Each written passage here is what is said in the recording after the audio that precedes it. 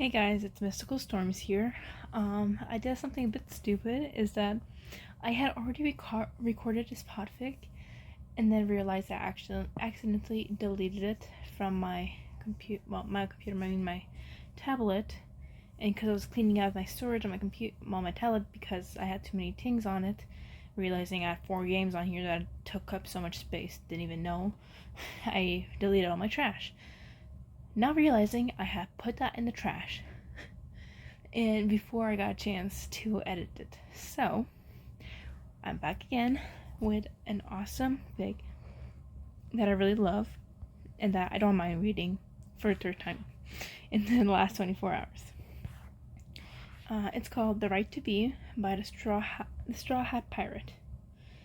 So yeah, here we go. Third person POV. You'd have to be blind not to notice. Enji Todoroki hasn't been a very good father, hasn't ever been a very good hero by definition of the word, but he's far from stupid. He clawed his way up to the number 2 spot and had been able to hold it for a reason. He was more than just brawn and swats of flame, no matter what his sons scoffed at him. Enji has almost always known Shoto to be closed off. This does not change when he enters UA. His blank-faced, prone to turning Enji out if the man said something he decided he doesn't want to hear. He generally ignores his father most of the time. He is disdainful, moody, and disrespectful in a bland sort of way that would be funny if it weren't directed at him. His son has a stone wall front. Maybe that's why it's so immediately obvious to Enji. He hadn't really wanted to take on Izuku Midoriya as an intern. He was All Might's prodigy, possibly even his son. It felt wrong to bring him in as an intern. There was a sense of discomfort that came with looking at that shining smile and those sparkling eyes. Being number 1 now had sucked the fight out of Enji though. He wanted to spend more time with Shoto, who avoided him at all costs. UA storms meant Enji seldom ever saw his son. How was he supposed to try and mend bridges like his therapist suggested if Shoto wouldn't even reply to his texts? Alone, Shoto would not intern with him, but with the 2 of his classmates along for a ride, well, surprisingly that seemed like enough to draw Shoto along. He agreed without a second hesitation when he heard that they'd be coming too, or rather, when he heard that Midoriya would be coming too. The Shoto that exists in his vicinity of Izuku Midoriya is completely different. And she genuinely cannot believe his eyes. When they first walk into the agency, he thinks he's dreaming, or maybe Shoto has been body snatched, and a fake had been planted on their way in. Common sense alone is the only thing that stopped him from trying to check. Shoto looks at Midoriya like he hung every goddamn star in the sky himself, like he rises the moon at night and sun in the morning. His eyes go soft and gooey, his expression opens like a book, and he hovers around the boy like an orbiting planet. Shoto is not enamored. Enji can see it. His son is in love. Enji has absolutely no idea what to do with that. At first, he's just lost, honestly. He'd never really thought about the romantic lives of his children. In some ways, they were still young and small in his mind, not ready to fight the world, not strong enough to survive. Part of him wished they were. At least then he'd have a real chance to truly fix things, to do things right. That chance is gone though, and now he has to work with what he has. Whatever this even is. Enji spends particularly the entire internship watching them, absorbing the way Shoto's lips curl into a real, genuine smile when the green-haired boy turns his way. When was the last time Enji saw Shoto smile? Truly, actually smile? He doesn't know. It makes the experience all the more novel. His son in love is a wonderful thing, he thinks. Shoto glows. He looks alive, looks happy just to be there. He hangs off Midoriya every word and takes social cues from him. He's nicer to Enji too. Like the simple act of Midoriya being there rounds his hard and defensive edges out of their deadly points. In the beginning, Enji admits he wars with himself. Shoto's quirk is strong. It seems a way he should fall in love with a boy. Not just any boy either, but All Might's. It feels like a massive cosmic fuck you to the universe. Enji likes to think he's taking it with at least some modicum of grace. He's also upset. Enji came from a conservative family, deep down thinking it felt wrong. It feels unnatural. The idea of Shoto will not get married and have children of his own, will not pass down the quirk that's run inside the family for generations. It nags at him and he almost says something, but then he sees Shoto smiles. Then he hears him laugh, and Enji is tired of ruining that. He doesn't want to take that away from him anymore. He can't, he won't. So he doesn't. Because Izuku Midoriya had once told him that he was an All Might and Shoto wasn't him. And he's right. Shoto is his own person. He can love whoever he wants. He can have children, or he cannot. He never cared about what Enji thinks, and that's not going to change even if he voices pleasure. Enji will support him instead. It's not like being gay is a bad thing. Shoto is still the exact same as he was before. He's just in love with a boy, and Izuku Midoriya is a grand choice as far as those go. He's strong, radiating heroism and positivity from his pores. He's disgustingly optimistic, but perhaps Shoto needs a bit of that in his life. Shoto isn't going to make the same mistake Enji made. Shoto's goals isn't to reach the top. Shoto is going to be the best hero there is, even if it's not number one. He's strong, he's healthy, and Enji has come to find that's more than enough. Shoto is not like him. He's not going to fall into a borderline illegal marriage to pursue power. He's not going to fall into any marriage at all, apparently. Gay marriage is illegal in Japan. Enji had sort of known this in the back of his mind, and now is royals to the forefront. Being queer in Japan isn't very common in general. Everyone who openly is oftentimes find himself scorned and discriminated against. Enji doesn't see why it really matters who likes who. Sure, Enji is the definition of an uptight straight man, but he has no idea why that would mean other people can be gay. Why does he care what anyone else is doing? He's not them, and their love isn't gonna affect him. Enji feels determined. He wants to understand Shoto. His therapist said that supporting his kids in whatever they want to do with their life is one of the most important tasks if he wants to have a relationship with them again. He spent most of his time controlling and suppressing them, isolating them from the outside world. It's their time to take over and decide their dreams. And as their father, it's his job to help them achieve said dream if necessary. He feels notably awkward and unfamiliar to type gay culture in his home laptop, one key at a time because his fingers are too big to type normally on it. What pops up is a screen of essentially a slew of slurs that he is not deemed to repeat. There is very little on what it's actually like to be gay. Enji suppose a man liking a man wouldn't be too different than a man liking a woman, just the parts being different. He wrinkles his nose and reads. He frowns and he reads some more and processes. Gets incredibly angry. These articles, they imply something is wrong with Shoto, that he's sick or something, is backwards with his mind. Enji's son is the epitome of strength as far as the hero students go. He's highly intelligent, quick to act in battle, and with an incredible versatile quirk that he has gained as an astonishing mastery despite his young age. Enji was not nearly as honed as him at Shoto's age, as Shoto is when he was his age. Being gay in Japan is terrible. Labeled unproductive suggests that they've been infected with a virus, and the rights for queer in Japan are some of the worst he's ever seen, as it's hardly existent at all. Is this what Shoto's Is this what Shoto is in for his pursuit of a relationship with Izuku Midoriya? If he pursues a relationship with anyone, will he pursue a relationship with Midoriya if the world is in this state? Will Midoriya pursue one with him?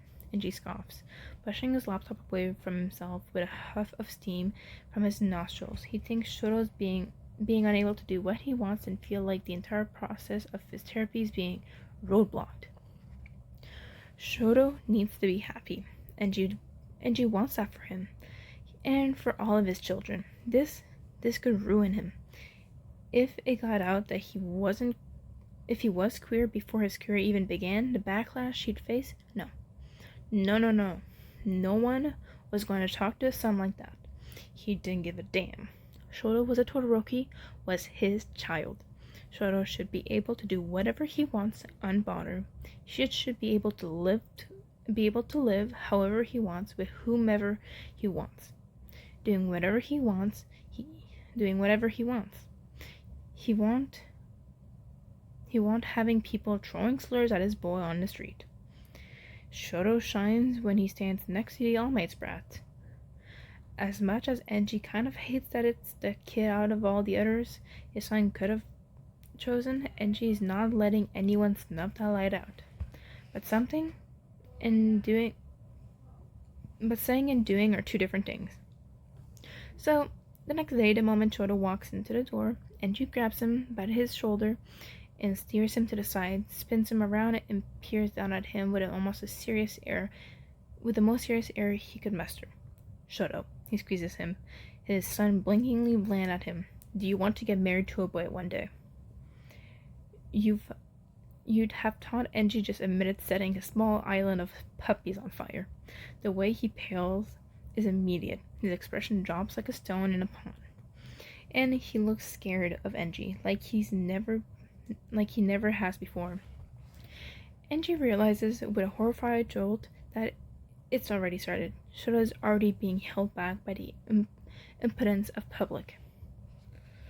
Enji's face must reflect his stormy mood, because Shoto tries to backpedal away from him and make a break for it. Luckily, Enji's forearm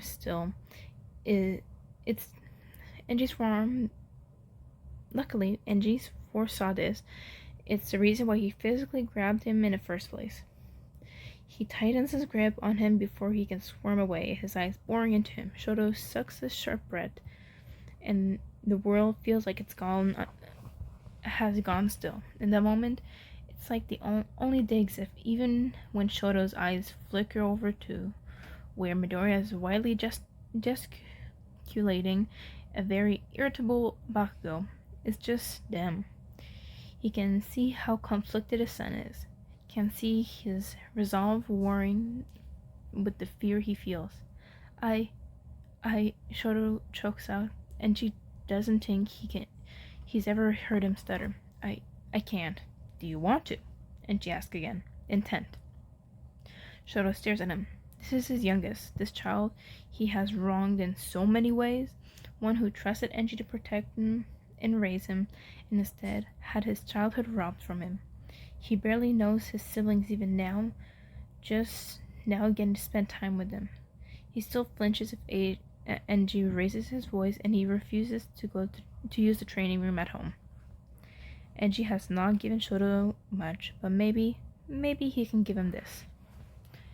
Yes, Shoto's voice comes out as a whisper, like he is ashamed. He ducks his head, hands curling into a fist, his tone warbles a little wet and still so clearly afraid. Yes, I do. Shoto tenses, clearly waiting for Enji to say something against it. Maybe Enji, spontaneous as his anger can be. What if this had come out of the blue? But he thought about it. He knows now that what he's got to do. At the point of being number one hero, he can't change things. If he can't fashion the world into a place his son can happily live in, what is the point of being a hero if he cannot save his own children in all the ways that matters? He feels grim, not because he's upset, but because it's likely going to be the trickiest thing he's ever pulled off. He gives his son one last squeeze and lets him go, mind already wiring.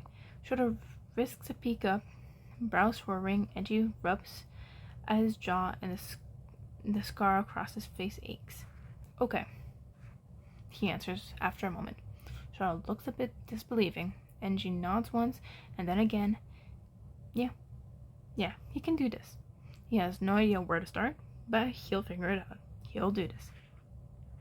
Enji is a man who relentlessly stomps his way into number 2 spot.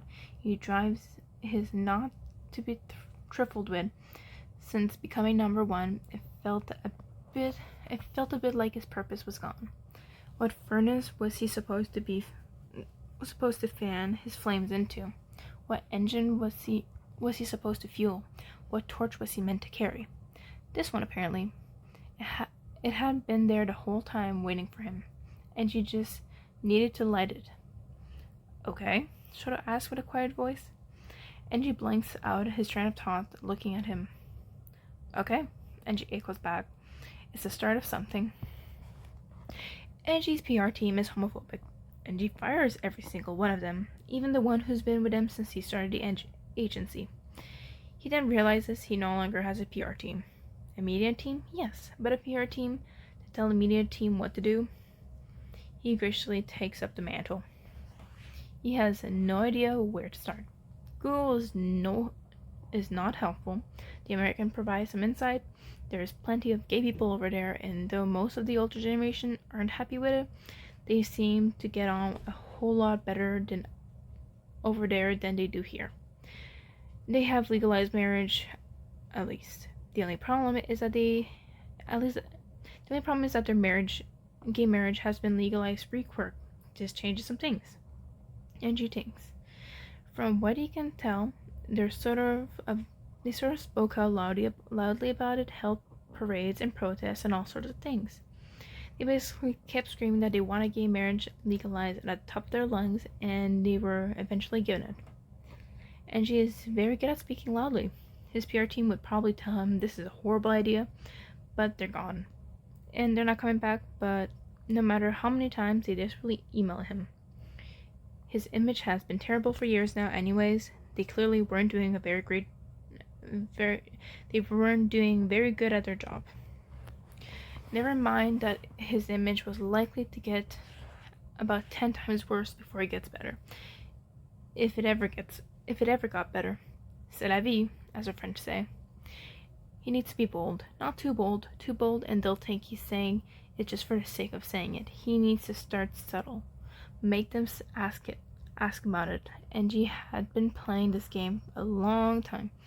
Even if he hasn't always been the best at it, he does know the rules. Enji sits in the empty PR team room.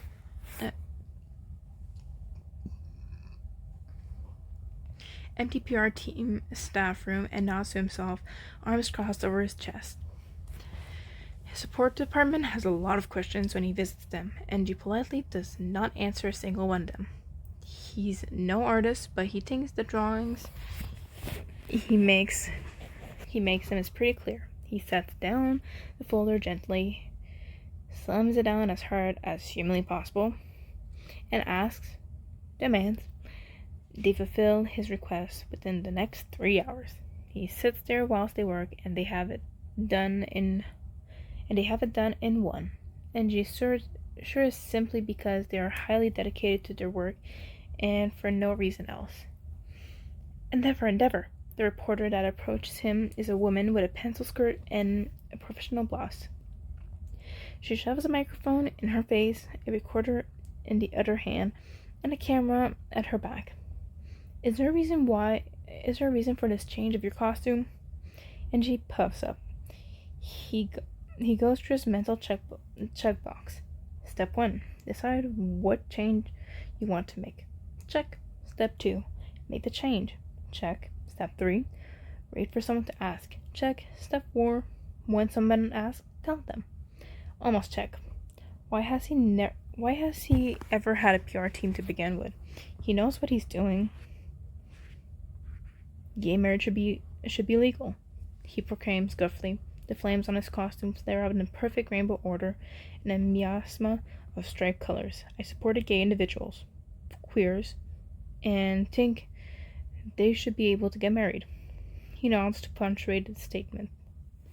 For some reason, the women look shocked silent. And the cameraman has gone stock still, has no idea why. The rainbow is supposed to be the universal sign according to Google, so it should be painfully obvious exactly what he's trying to say. Still, somehow does not get it.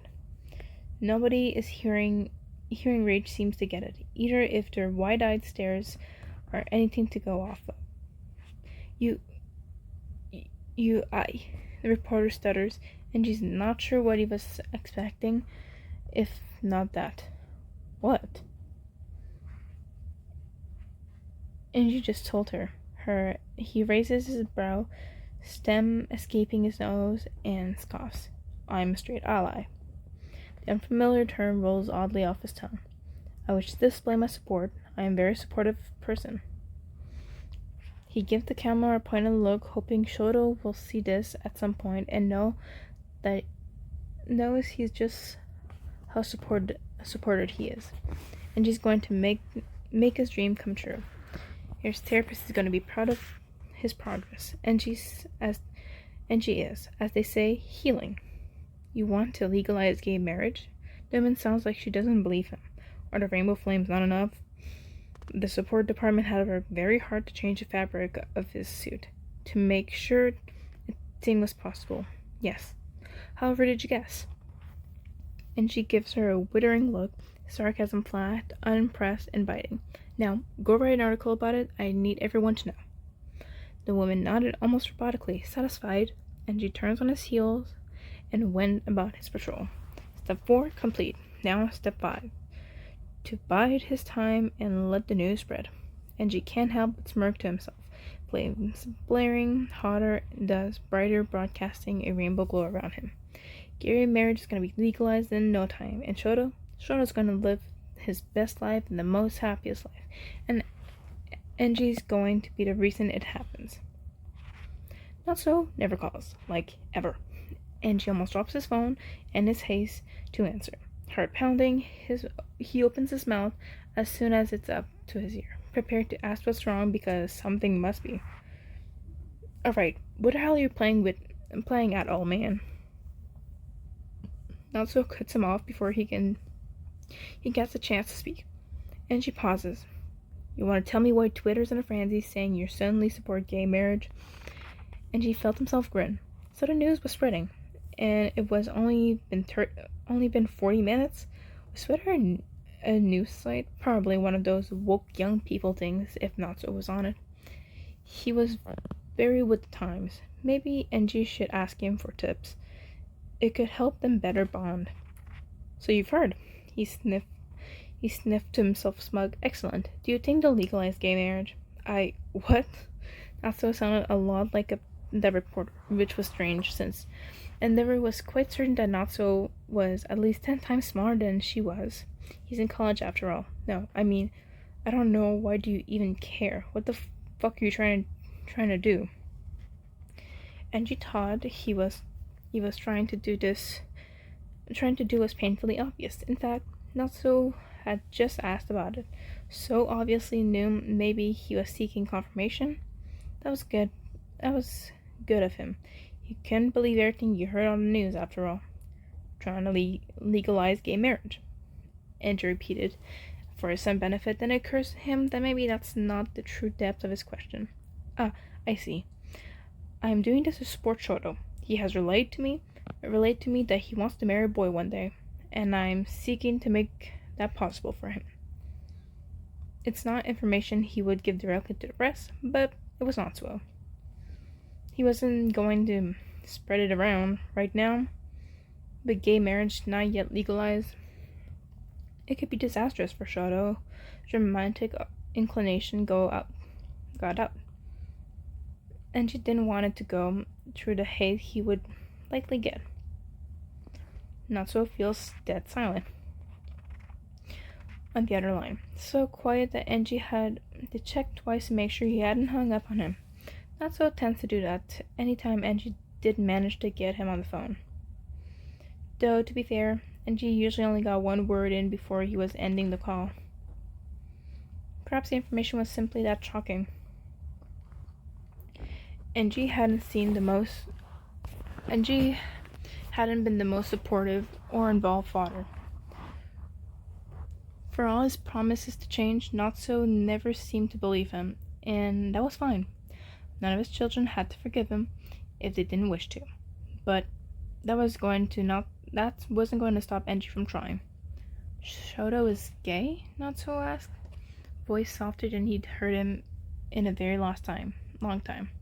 Well, he wants to marry a boy. Enji wrinkles his nose a bit as Izuku Midoriya's uncanny smile flashes through his mind and literally shivers. Is that not typically what gay people do? Marry those of their same gender?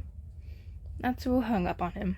Enji looked back at the blank screen of his phone for a moment, blinking a few times abruptly, and it starts to ring again. Fuyumi's name displayed itself across the front. Not as an uncommon occurrence, but Enji answered it anyway, obviously. Hey Dad, quick question. Fuyumi's voice rushed out, also not giving Enji a chance to speak. She and her brother were likely similar in the strangest ways. Why is Twitter going crazy saying you want to legalize gay marriage? Enji made a mental note to look up what Twitter is later. He's starting to think it may be important. The criticism is harsh. Japan really isn't very LGBTQ friendly. Luckily, Enji doesn't care. He doesn't have a PR team to berate him, and he has definitely heard worse, so it's all fine.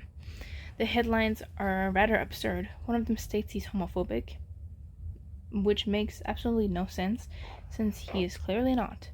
Something about him calling people gay individuals, apparently it's an unacceptable way to address them, which only makes no sense. It was rather dehumanizing if you thought about it. What, so gay people can be individuals? The prejudice ran deeper than Enji thought. Luckily, he could work with this. Why am I here? Natsuo asked sharply, as if he had not come to the agency on his own accord when Enji requested him to at the earliest convenience, with 60 text messages at 4 a.m. from his work phone because he blocked Enji's personal number, but that surely did not contribute to his presence. The old PR office was entirely empty, and it felt impossibly big.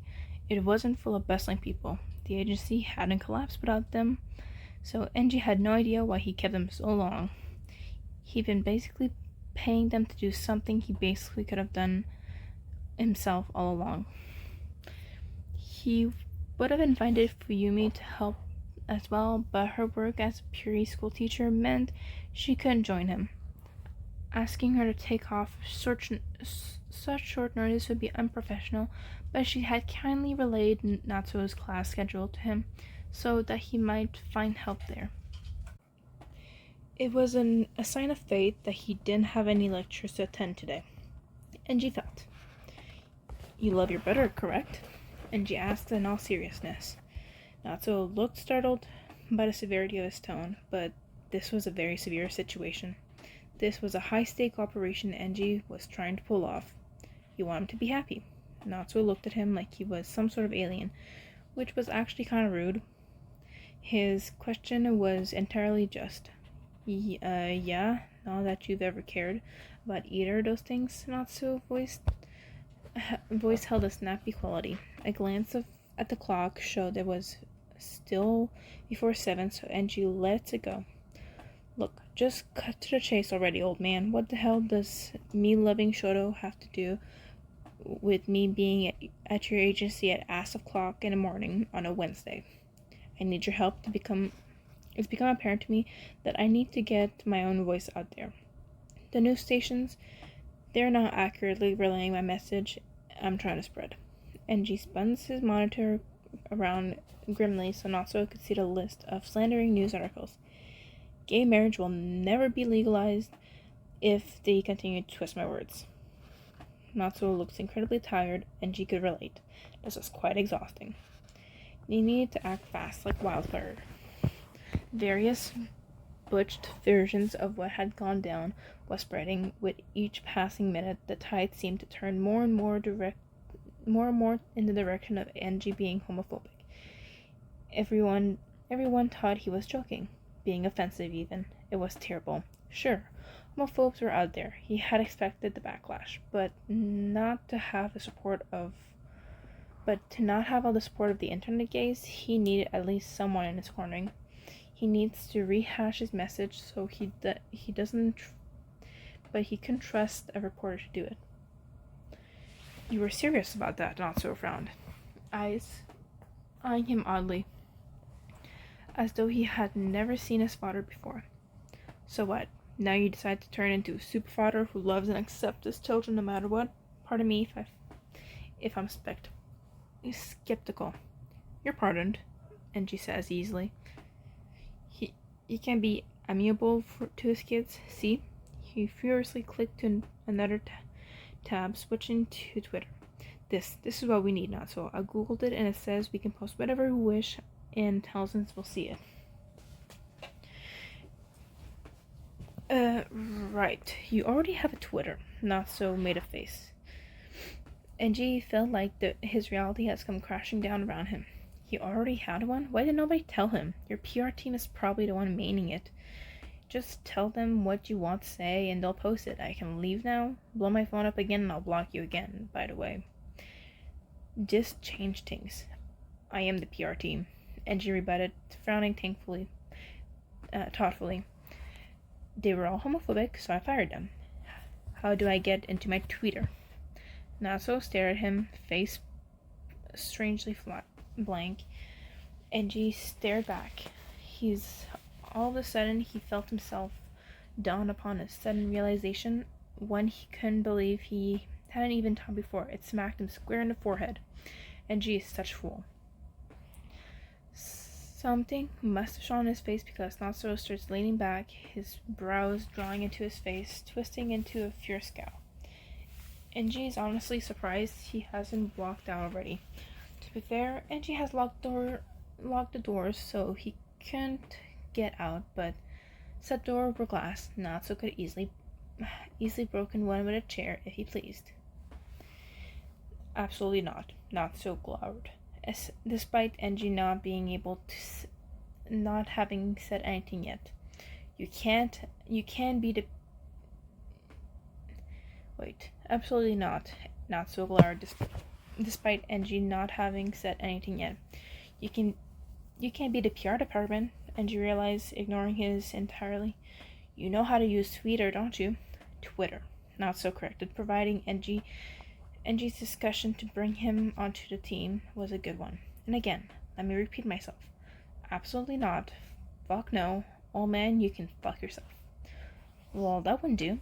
Enji had no idea how to use Twitter, but they needed to hurry up. Shoto was technically already in marriageable age. All they needed was Enji's permission, and the Midoriya boy needed his guardian's permission. And that would be that. Or could be that. If he could pull this off already. I see. Enji leans back into a chair, crossing his arms over his chest. Time to pull out the big guns. You don't want Shoto to be happy? Natsuo went very, very still. Are you homophobic? Enji tagged for good measures.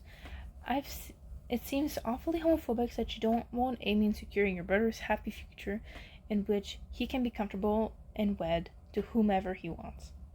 I suppose you just don't want his lifelong dream to come true. Natsuo takes over to Twitter. So what the fuck even are you now? The first thing Bakugo said to him the next time the kids are with him to intern. His brow raised, self-proclaimed guardian of the gays or some shit. That sounds exactly what he is.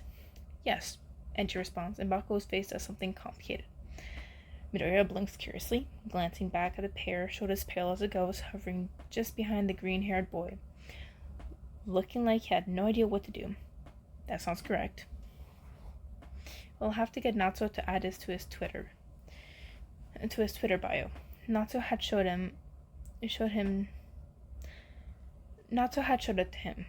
Well, shoved his phone in his face, pointing vaguely and called him an idiot for not knowing, and apparently it was a little area to introduce yourself. His was fairly normal, not to have tried to add shitbag fodder, but Enji had pointed out that would be a detriment to their long-term plan, so he begrudgingly deleted it. Bakugo looked at his flaming costume, still a rainbow, with a draw in his brow, like he couldn't quite comprehend what he was seeing. Enji supposed that made sense. After so long of his flames being naturally orange, it'd be trying to see them change. It's really cool that you're advocating for the LGBTQ rights, Endeavor-san, Midori chirped out with the far too bright smile of his. Enji tried not to squint on reflex. It means a lot, especially to the younger generations. It's cool that you've gotten so active on Twitter about it too. Well, this was a good sign. Enji has never considered whether the Green Boy Bride was also a LGBTQ member. If he was happy about Enji's new undertaking, then apparently he was. Or was at least open to it. Now, he glanced at Shoto, who looked between happy and astonished. His disbelief was obvious, and she understood that he'd been far from a good father, but he's changing. He was changing this way. He could listen. He could get the law to change for the benefit of his kids. Shoto had told him he wanted to marry boys, and she was going to make sure that he could marry a boy. He can feel Shoto's gaze on him all through the day. He's quieter, staring thoughtfully at his father with a small frown in front of his brow. Enji keeps his flame high and stops at every portal to run across, something he didn't use to waste his time with. Even better was Midori seemed completely on board with it. Enji was beginning to see he needed more assistance. Spokesman, spokeswoman, and spokesman on gender. Enji was not caught up on the lingo. It would have to be the next great undertaking now that Twitter was squared away. Go to Endeavor-san's Twitter to sign the petition to legalize gay marriage in Japan, Midori chirped out, shoving his way in front of the microphone. Every signature helps. We have a petition? Enji blinks before backtracking, clearing his throat. Yes, sign a petition. Now. He gave the camera a very pointed look, something he did often. In the background, Bakugo flew past, screaming furiously as he tackled a villain through the display window of a clothing store. Midoriya made a noise of distress and flipped into action to go help. Shoto watched the entire thing with a frown, only stopping to smile reassuringly at Midoriya when the boys stopped to ask him gently if he was okay. It wasn't until the end of the day when Shoto finally reached out to speak to him alone. He never initiated first contact with Enji if he didn't have to, so it's fairly significant when he grabs his wrist and drags him to a random door to the right of the room was empty. Enji was actually pretty sure it used to be the PR team's meetings. How fitting. So looks discomforted. There was a conflicted look on his face. He released Enji as though Todd burned, turning to start pacing. Enji blinked and watched him go, eyes following him, and went back and forth, pinging between two walls like a ping-pong ball. He held his silence.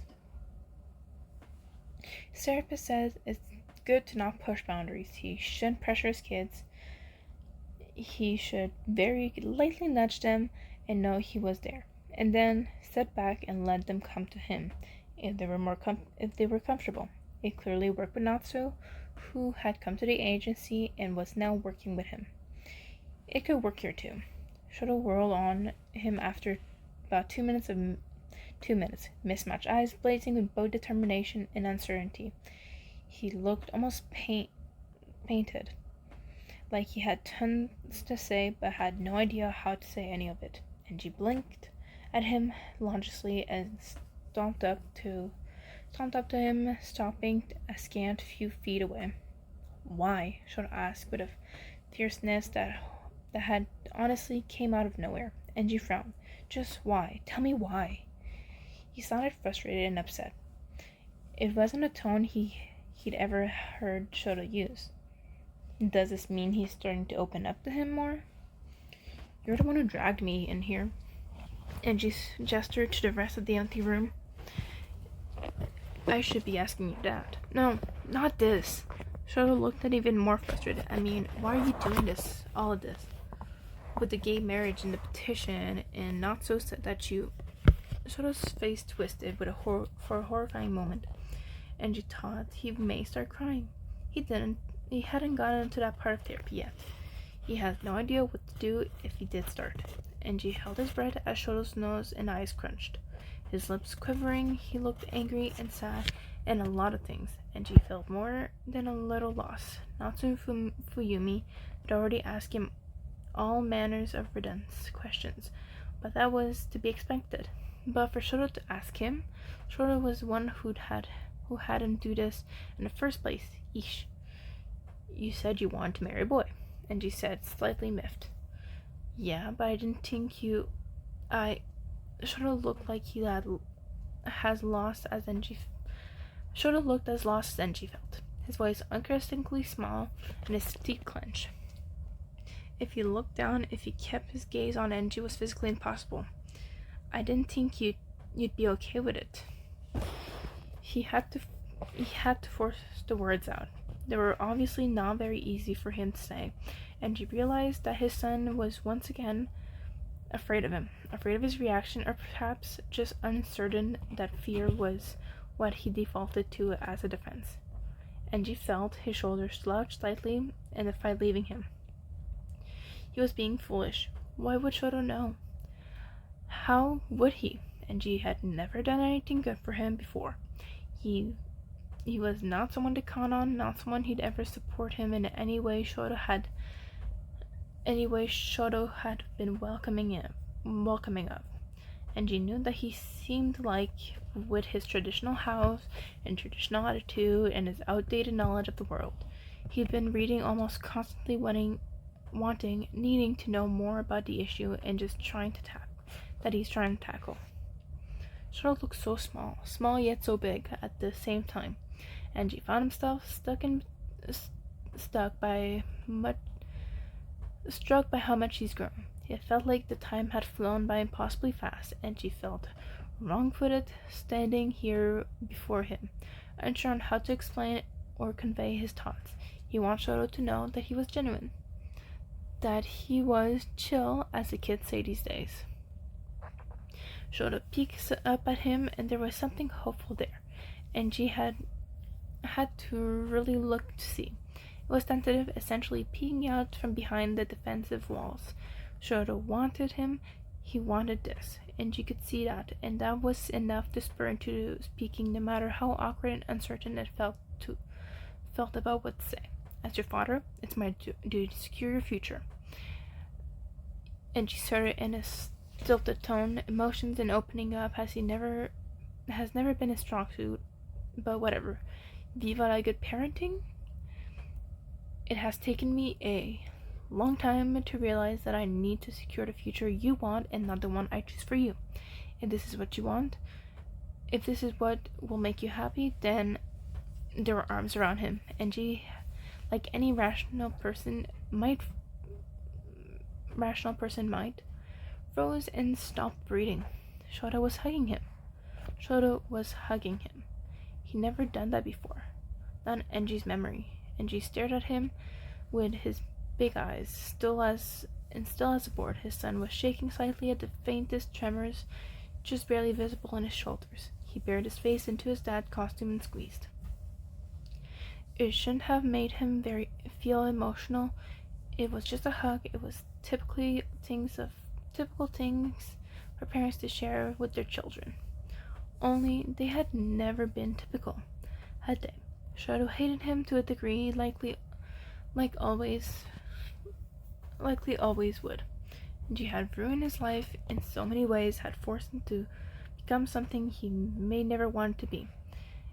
And for so carefully, Enji wrapped his arms around his son. It was a foreign action, but one that made him warm in a way that his firework did not cause. Shoto hugged him harder, and Enji smiled. Shoto went back to trailing after Midora like a lovesick puppy after that, but the small smile he sent Enji in between, it was all worth it. The news is split. All Might keeps retweeting him, and he had spoken out on his support. So that had helped out a lot. Enji sort of didn't want to admit it, but Natsuo made him, or else he'd stop helping. Seeing as Twitter was the greatest weapon right now, Natsuo jumping the ship definitely wasn't an option. Enji had taken the loss and resigned himself to typing out a thank you to the #1 pro and hitting the blue send button himself. The Hero Commission had been emailing him endlessly, and he had decided to open none of them he'd call plausible deniability, as it was very likely they were asking him to stop. See no evil, fear no evil. See no evil, fear no evil, or something along those lines. Not the point. Some people are all for his campaign petitions gaining thousands of signatures by day. Other, however, well, most of the official media released out there weren't very supportive. Most weren't outright discriminatory. They couldn't risk being so, lest it get called out and cancelled. That was a term that Natsuo taught him. Apparently, it had happened to him several times, and he'd never known he was none the wiser. Who knew? Clearly, the PR team hadn't been up to par. It said a lot that his college student son would be better than a team of trained professionals. Then again, Natsuo's a Todoroki. Succeeding's in their blood. The #1 hero out of control, Natsuo reads out blandly. Enji had gone from not just wearing rainbow flames, but also wearing rainbow ties and his suits, rainbow shirts when he wasn't on duty, and now carrying around a pouch of rainbow pins to give anyone he happens to pass on the street. What flamboyant act will he commit next? Can we expect to see Endeavor Tower painted in LGBTQ colors? Enji slowly turned to look at him. That is a brilliant idea. The louder, the more insistent, the quicker he get the results. This would be the biggest statement of all statements, impossible to miss. His agency was in the middle of the biggest city in Japan. It was the tallest building too, visible from all sides of the prefecture. It would surely draw attention they needed. Natsuo glanced up from his phone, looking at him, only to do a double take when he saw the look on his father's face. Enji stared at him intently. Natsuo blanched slightly. We need to call the painters. Enji had no idea who they were supposed to call to paint a vertical skyscraper. Could the support team do it? They were being sarcastic. They were mocking you. Natsuo plainly said, sounding a little panicked, "Do not paint your hero agency rainbow. That's gaudy. That's too far." It was painted before the week was out. Natsuo, typing out a passive-aggressive thank you to the writers of the original article, wondered why the hell he still bothered. Enji has never been closer with his children. Fuimi overjoyed that they're all getting along. Natsuo tolerates him now, maybe even begrudgingly respects him in some ways. He works alongside him anyway, coming to the agency in his free time to grumble in the old PR office. He's taking it over as his own and hisses if anyone who comes close while he's busy, fixing his old man's fuck-ups. Shoto works well with him now. He listens to him, even texts him sometimes. He tells him about his day, answers Enji's questions when he asks, and he's even sent the occasional photo, sometimes of cats came across, or a selfie of him in All Might's breath, or a picture from training. Enji saves every single one of them proudly, after he forced Natsuo to show him how.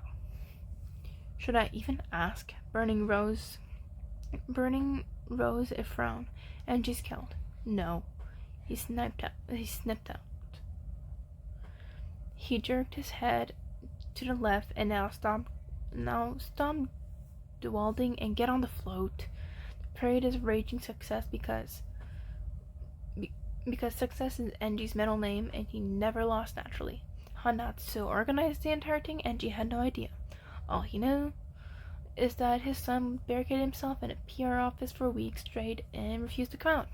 And when he finally did, there had been a news of a parade. The PR's office had been trashed, and there was at least 18 empty bags of Doritos strewn about and a dozen of half-full energy drink cans.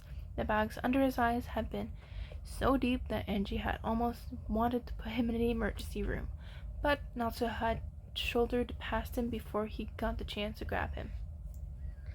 He hasn't seen Natsu since. Actually, he's been a bit preoccupied. The parade had garnered all sorts of other pros. Come to show their respect, best genius there, now wearing rainbow but instead purple, black, and gray. Apparently they were relevant, and she didn't know. Honks had come too, flying overhead, dressed in also in some strange colors. Pink, yellow, and blue seemed close to a rainbow to him again. Enji really doesn't know. 100 showed up. His float was at front and center, and the entire thing had filled the streets with enough confetti to overtake a landfill. That's all he needs to know. Over 50 million signatures on the petition, Dad. Congratulations, Fumi chirped at him through the phone. Right, the petition. That was supposed to do... What was that supposed to do again? Did anyone actually listen to those? That's almost half of Japan's population, give or take a few million. That's amazing. If she said so, she was probably right, and you pretended he knew what she was talking about. What tended to be the best course of action most of the time. With the rise of movement came the rise of other things. Wait, that sounded a little wrong. Not that he means a lot of heroes were coming out as queer, which was great because if they came on, it wouldn't be so blatant if Shoto ever wanted to. He wouldn't have to feel so alone. It felt a bit like a war. There were actual hero work to do, but he punctuated each villain fight with a visit to the press to insist gay marriage to be legalized. He threatened to revolt if they didn't. When they asked what he meant by revolt, he refused to elaborate, mostly because he didn't really know either. He felt like he was doing something genuinely meaningful for once. Something fueled not by greed or by selfish desire to be better or stronger than everyone else. He was doing this for his son. He'd had started doing something for his kids much sooner. He'd have started doing things for his kids much sooner if he'd known it felt this good. I hear you've been busy, his therapist hums. Enji doesn't have a set schedule with her, just comes in when he feels like it, or if she calls him and insists he needs it. Usually she's right. There've been a lot of changes. Want to tell me about them? She's an elderly woman who's been on the line of work for longer than he's been a hero. She's not afraid of him, nor does she ever refuse to see him again, like the 5 therapists that he tried to get before, who all flaked 5 minutes in, and asked them to leave. She never cuts corners or hesitates to say it how it is. Sure, he agrees, since that's why he's here to begin with. He held out his phone to her. Sign the petition first? Turns out she already did, and she knew there was a reason he kept coming here. Gay people kept coming to him and taking selfies with him, and she gives them a rainbow pen even though they really don't need them since they're already woke. Probably so proud of his lingo usage. It takes months, and she had hoped it'd have it all done in a few weeks, but apparently things aren't as easy. In the end, the straw that breaks the camel's back is, well, he's very convincing, and the HPSC has a lot of sway and drafts a lot of Japan's laws. The president of the HPSC summoning him for a proverbial reign of his proverbial parade. All puns intended. He's been trying to get into dad jokes. They've been emailing him since the whole fiasco started, so maybe he's not surprised, and she's not about to say he regrets any of it. Shoto's internship with him had come to a close, but the boy stays in contact. Yeah, you heard that right. Shoto's willing to talk to him, and she has to initiate half the time, but who the hell cares? Shoto replies to him. Replies. He's even had lunch with him a few times. This is unprecedented. Such a progress proves to Enji what a great idea this all was. That and the public has never loved him more. He used to be hated by like 3/4 of Japan. Now less than half resent him. It was amazing. His rainbow tower had become a tourist attraction, and people came to take pictures in front of it like it was the Eiffel Tower or something. It made passing on rainbow pins and getting petition signatures much easier. Natsuo doesn't appear to loathe him anymore. It's more of a mild hate. He had befriended the media team and didn't want to abandon them with no one on the PR, as they would be utterly lost without him, so he stayed out of guild. And you tried to have lunch with him every day, but he was when he was in the office if he could. Natsuo wasn't a huge fan of it, but he didn't try to leave. Well, he could not leave. Enji locked the door behind him when he did sneak in. His college studies were doing great. Apparently the work experience involving human rights would look great on his resume, maybe even better since it's technically all volunteer. Or was it as he had a credit card linked to Enji's bank account? Enji was sure the spending limit per transaction was the only reason Natsuo hasn't drained dry by buying an all-my team sports car or something. Being friends with his son was nice. He's even got Natsuo to take a picture of him once. He had held his phone hostage to get him to do it, but details. You've been kicking up a lot of fuss lately, Endeavor, the HPSC president drawled. And she didn't remember her name, but though she looked exactly like a weasel. Her hair was greased back and looked incredibly oily. We tried to contact you several times on the matter, yet you replied to none of our emails. Do you care to share? I didn't read them. And she responded straight-faced. I doubt they'd be relevant to me. The woman's eyes twitched, and she watched him with a detached interest as her clasped hand flexed, squeezing together so tight her knuckles momentarily went white. The moment of tension was gone as soon as it came. Were he less observant, he may have even missed it. The HPSC was special, meddling mostly, and he has never liked having to deal with them, and he especially didn't now. This was more important than any wrenches they'd ever tried to throw into his hero plans. This was Shoto's future, happiness. They were relevant. The woman gripped tightly. We need you to stop this endeavor. You're causing unrest. Society can't take this instability. Enji sees an in. Oh, I see. He drawled, nose crinkling, looking the woman up and down distinctly, kneeling back in his seat with his arms crossed judgmentally over his chest. You're homophobic. He looks at her and it says all. Enji knows without a shadow of doubt that he's just done it. With the sheer size of petition with Endeavor's polite conversation with the HPSC president, well, his blatant gaslighting and manipulations, it's only a matter of a few weeks before it's official.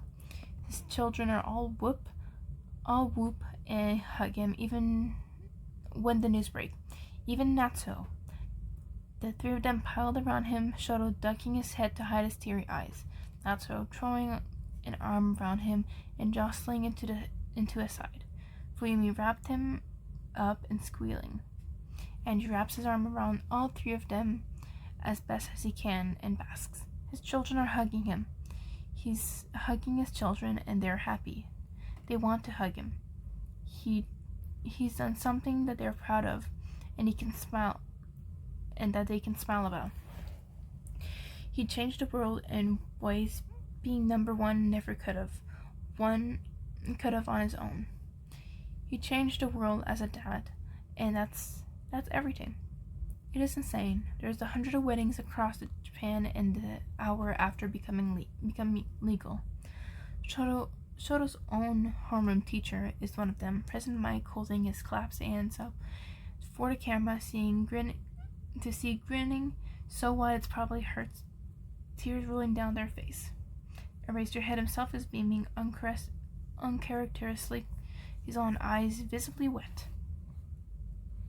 Shoto breaks when he sees a photo of them. He sobs and he hugs his dad. Then he sobs some more. Enji's therapist luckily briefed him during the last meeting on what to do. Enji had finally taught to ask, so he's equipped to deal with it now. Turns out it's a ton easier than he thought. All he has to do is pat him a little. Yeah, you fucking did it. That's a laugh, grinning. It is the happiest Enji had ever had the privilege of seeing him. His cheeks are rosy with excitement, and he looks younger this way. Enji pretends his eyes don't burn. Can't believe it. I can't believe it. You legalized gay marriage. You of all people. Enji wants to be offended, but yeah, that's fair. Enji thinks he gets through without any moment of total emotional vulnerability. Only on his part, until the point where Shoto finally prees his face off the father's chest and look up at him. His face tear-streaked, but his eyes sparkle in a way Enji didn't think eyes could. Joy pours out of him, relief exuding from his pores. He smiles brilliantly, light kind of a smile. He smiles a brilliant, light kind of smile that takes Enji's breath away. He looks like hope. Enji wonders how much this had been eating at Shoto, how much it had weighted him down. The unnecessary uncertainty of the future, the inability to have something that was right in front of him to reach his dreams. Enji knows the type of despair that can inspire a person. Self-hatred and destructiveness. There is none of that in Shoto now. If there ever was at all. He beamed at Enji and smiled reserved for his father. Enji has never gotten one quite like this. He looks at his youngest and knows this is a moment he will cherish and remember for the rest of his life. He knows that being the cause of all of his achievements, is no doubt the proudest one. Dad, he chokes tearfully, his eyes widen. I can marry a boy. Enji flimsy cover of a calm, cool and collected crumbles away into dust. He smiles, not a big smile, but it's warm, perhaps a little helpless. He brings his hand up to cup the scarred side of his son's face, and he feels tears escaping him, then another, and he makes no move to wipe them. Yes. Enji smiles at him, voice embarrassingly soft. Yes, you can. Enji hasn't given his children much, but he's given them this, and maybe that counts for more than he thought it would. The next time you see Shoto and Midoriya together, their hands are clasped together tight. Enji bets they'll have a winter wedding. Bonus. The news is revolutionary. Dabi watches on his dingy couch, sipping a beer as a wedding after wedding plays on his TV. Teary face and a big grin shines through the screen. People are happy. They've been given something they thought impossible in the span of a few months. Dabi watches and feels he's not so sure exactly. He thought he knew Endeavor. He's the man's son. He'd seen the darkest parts of him. He was supposed to be unredeemable. After all he did, he wasn't fit to be a hero. He needed to be taken down from his mantle, and that's why he identified the identity of Dabi he was born to begin with. To save his siblings in Japan from him. Now he sees the footage of his Endeavor grinning ear to ear, rainbow flames flaring out from his suit, with all of Dabi's smiling siblings with him. There's no audio, but he can see Fuyumi and Natsu chattering excitedly and with each other. Smooching between them is puffy-eyed Shoto, who looks so happy he might float away. Something in his chest clenches painfully, and suddenly Dabi can't find himself to be angry anymore. He'd been angry for his siblings for so long. He'd been doing this to save them, but they don't look like they're in danger. Dabi cannot fathom the thought of forgiving the man, but after what he's just done, after the way he's just changed the world, even though He didn't want to, even though the media had pissed all over him, even though he was met with defiance at every turn. Dobby begrudgingly gets it. He gets why his brothers and sisters are smiling.